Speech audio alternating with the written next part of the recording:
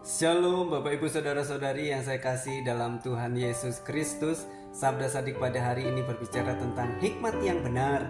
Teks terambil dari Yakobus 3 ayat yang ke-17. Bapak Ibu yang saya kasih dalam Tuhan Yesus Kristus, dalam menghadapi setiap pergumulan dan kesulitan hidup, kita memerlukan hikmat. Oleh karena itu Yakobus menasihatkan kita supaya kita minta hikmat.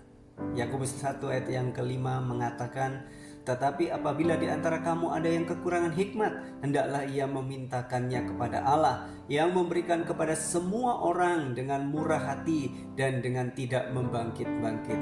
Maka hal itu akan diberikan kepadanya." Yakobus 3 ayat yang ke-17, "Tetapi hikmat yang dari atas adalah pertama-tama murni, selanjutnya pendamai, peramah, penurut, penuh belas kasihan, dan buah-buah yang baik, tidak memihak dan tidak munafik." Bapak Ibu, hikmat yang benar pertama-tama itu murni, artinya bebas dari kontaminasi atau kotoran. Kata murni di sini menggambarkan hikmat yang tidak ternoda secara moral dan tidak dirusak oleh bentuk kejahatan apapun di dunia yang telah jatuh ini. Selanjutnya, hikmat itu pendamai. Damai berarti mempromosikan keadaan keutuhan dan kesejahteraan, yaitu mencintai dan mempromosikan perdamaian. Hikmat itu peramah atau lembut. Kata ini berkaitan dengan bersikap ramah dan sabar. Sikap ramah atau lembut untuk peka terhadap kebutuhan orang lain dan sabar terhadap mereka. Selanjutnya, hikmat yang benar itu penurut. Ini berbicara tentang ketundukan terhadap otoritas, rasa hormat terhadap pemimpin yang ada di atas mereka, terutama Tuhan. Selanjutnya, hikmat itu penuh belas kasihan dan buah-buah yang baik. Penuh belas kasihan dan buah-buah yang baik berarti penuh gairah dan produktif. Ini kontras langsung dengan setiap perbuatan jahat di dalam Yakobus 3 ayat yang ke-16.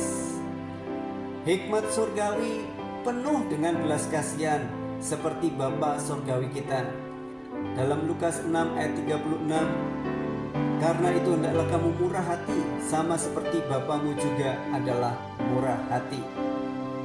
Selanjutnya, hikmat yang benar itu tidak memihak. Artinya apa? Berprinsip, tanpa pilih kasih, teguh, tidak memisahkan, tidak membedakan, tidak menghakimi, tidak membuat perbedaan yang berat sebelah, tidak cenderung menyebabkan perpecahan atau perpecahan dalam suatu kelompok, tidak memihak sebagai sesuatu yang tidak pasti, tidak goyah, tidak tergoyahkan, atau tanpa membuat perbedaan, bebas dari prasangka.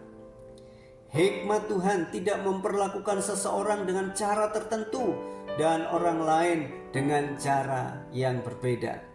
Dan yang terakhir, hikmat yang benar itu tidak munafik.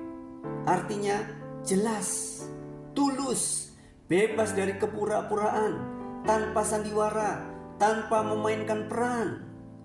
Tidak munafik menggambarkan sesuatu yang asli, seperti iman, kasih, dan kebijaksanaan dalam kitab suci, tanpa pamer atau kepura-puraan. Di dalam bahasa Yunani, munafik berarti seseorang yang memakai topeng. Oleh karena itu, biarlah kita senantiasa hidup benar, hidup sesuai dengan kebenaran firman Tuhan. Oleh karena itu, marilah kita hidup dengan hikmat yang benar, hikmat yang dari atas. Yang pertama-tama adalah murni, selanjutnya pendamai, peramah, penurut, penuh belas kasihan dan buah-buah yang baik, tidak memihak dan tidak munafik. Kiranya kebenaran firman Tuhan hari ini memberkati kita semuanya. Tuhan Yesus memberkati kita semuanya. Amin.